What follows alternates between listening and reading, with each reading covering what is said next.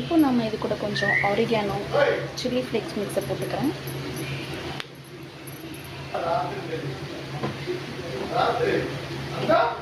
அது கூடவே Kashmiri red chilli powder, ஸ்பைஸ்க்காக தனி மிளகாய் பொடி மட்டும் போதும்.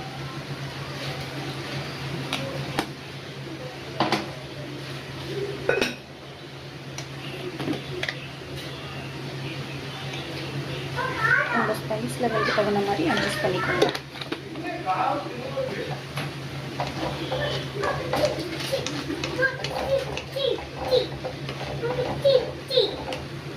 இது கூட நமக்கு தேவையான சால்ட் போட்டுக்கலாம்.